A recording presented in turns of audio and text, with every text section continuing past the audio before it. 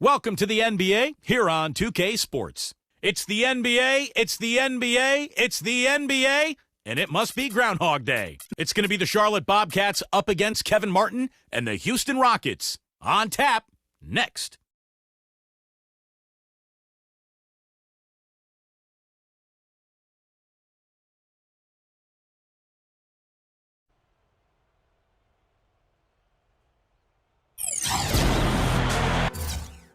Seems like we've been here.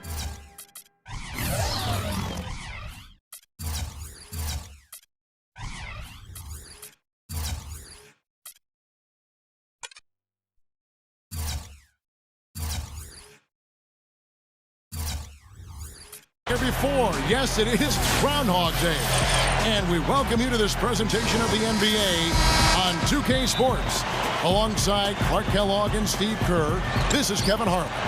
Here are tonight's starting lineups presented by State Farm. Someone we'll be keeping an eye on certainly today, Jeremy Lin. You could see with the presence he had as soon as he became a starter that Jeremy Lin could be a leader for this team. You know, he's a cookout. Watch out now. You could see that dunk coming a mile away. Anytime he gets in that close to the bucket, it's all over. The Sprite replay really gave you a good look at the action. You know, Houston for the last several years has tried to get a star player on the roster, but it's so difficult to do. There's only about 10 of them in the entire league. But what they've done is they've put a lot of good players on the floor. They've built their asset base, and they're poised to make a deal when the right one comes their way. And the call will be against Kevin Martin. That's his first foul. Well, that was a quick foul for him there. The refs are certainly calling it close. And so here's Charlotte. Here's Walker. The rebound by Patterson. Really, if you don't have a top 10 player in the league, you just continue to gather talent, and that's what the Rockets have really done. Yeah, and you call that stockpiling assets. If you aren't building around someone, then you get as many good assets as you can because they're always movable, and I think Houston has done a nice job with that. They're in a position to add pieces or either trade for additional pieces now. Here's Gordon. The Rockets pull it in. They're moving on after the tough loss they took at the hands of the Nuggets. And what stands out from that game, Clark, is that they let a lot of points slip through their fingers at the free throw line. Yep, and I think some doubt started to creep in as well when they kept missing their foul shots. Guys seem to tighten up and start alligator arming those things. Kemba Walker really is a great penetrator and a volume scorer. Not a great outside shooter yet, streaky. But I think when you look at him and his ability to penetrate and finish, it's very impressive at that size how productive he is. Can't hit. The defense was ready for him that time, and they had to be. He is so powerful in the lane. Here's Arenas. Sinks the three-pointer. Arenas has got his first 3 points of the game. He loves operating in that kind of space. Walker against Lin. Now here's Walker. He's tightly guarded. Clock at 6. Walker gets a screen from Thomas. They get it again.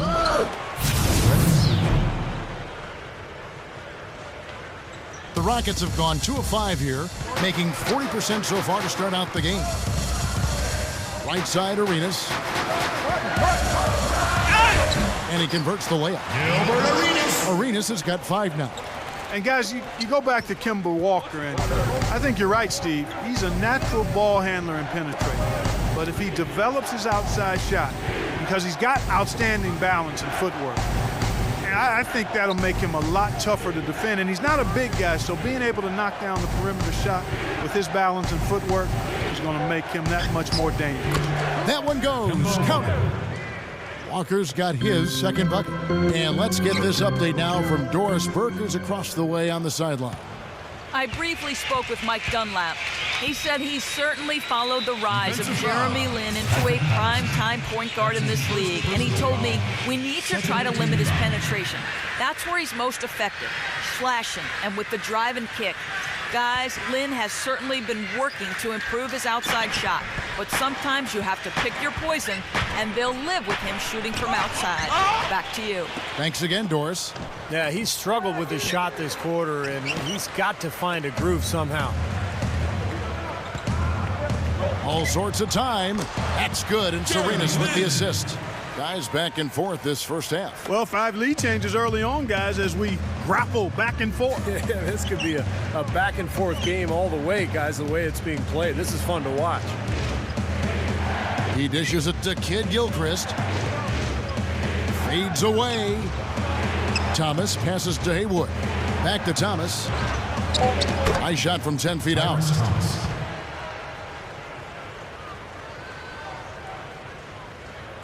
Last outing for Charlotte was a loss to the San Antonio Spurs. Well, they probably should have abandoned the three-point shot in that game because their percentage was terrible. But they kept firing away from long range. Yeah, I agree with you, Steve. I thought that was one of the things that doomed them. I mean, you can't stick with something if it's not working for you.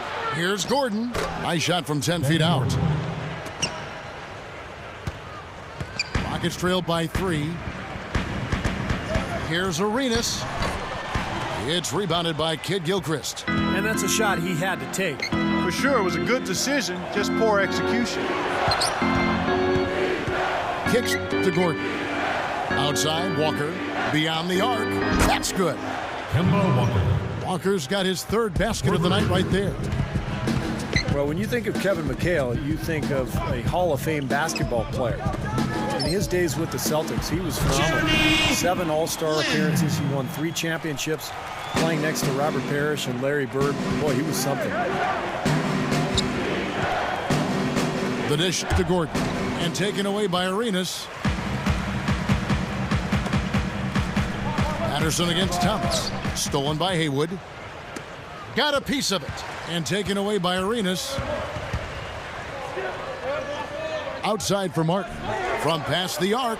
And another 3 for Houston. And going back to Kevin McHale's playing days, one of the great low post scorers. 13th, in fact, all-time, Steve, in career field goal percentage.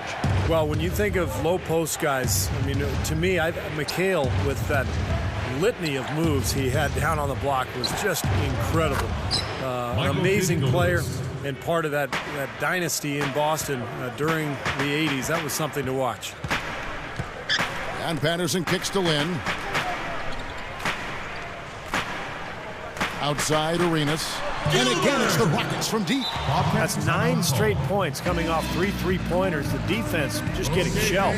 Steve, the threes are killing them. I think they've got to find a way to chase them off the three-point line. And now the first timeout called here for the Bobcats. And the Bobcats really decided to focus more on the analytical side of advanced scouting. And we'll see if that has an effect on Charlotte's success here the next couple of seasons.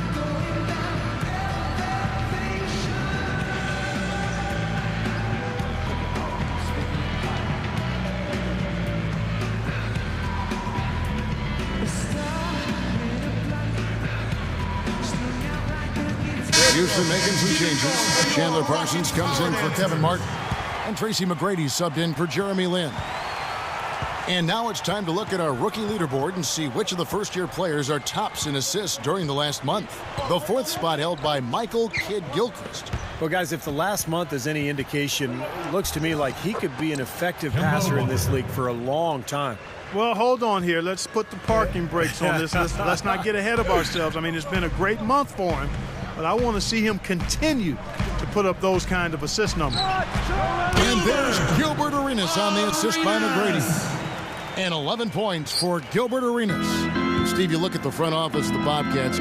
Clark, that analytical scouting is something now off the Moneyball baseball idea is kind of catching some steam, it seems like, in the NBA. And down the road for teams like Charlotte, it, I think, could pay off for them. Well, it's got a chance, but you've got to combine the sabermetrics with some real good, astute evaluation of players and establishing a culture for how you want to play, and then plugging players into that culture, character plus ability. So the Bobcats are going to have to look at it from all angles in a 360-degree format to get this thing turned around. For the 3.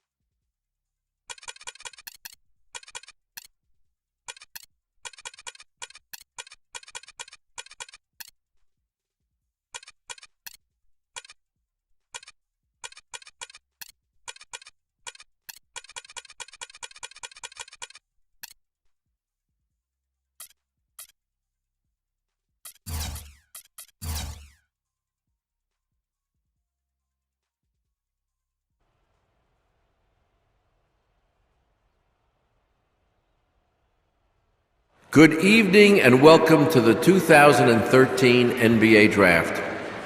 Tonight represents the culmination of years of hard work for 60 of the world's best young players.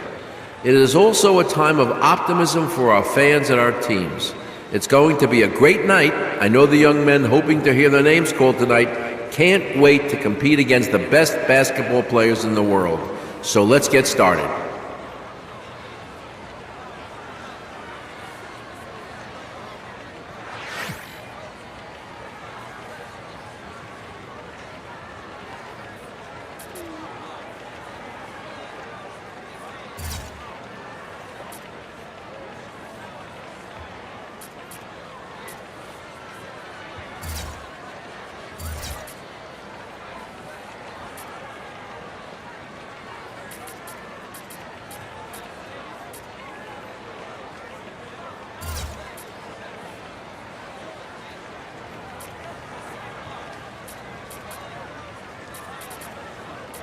With the 7th pick in the 2013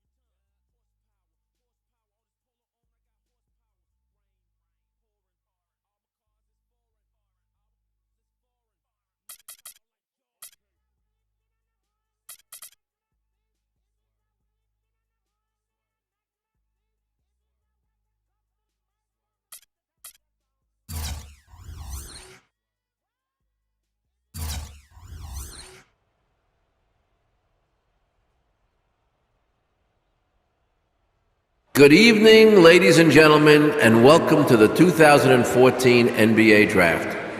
For 60 of the world's most talented and dedicated young players, tonight marks the culmination of years of hard work as their dream of playing in the NBA moves closer to reality.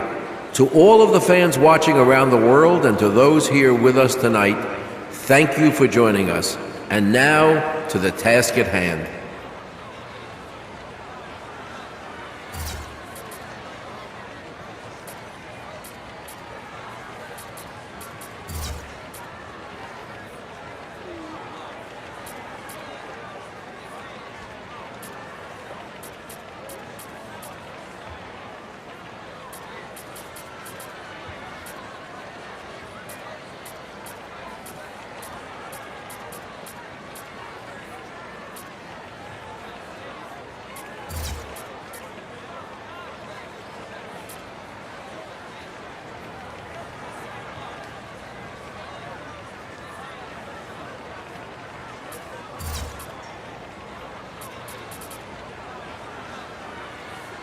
With the first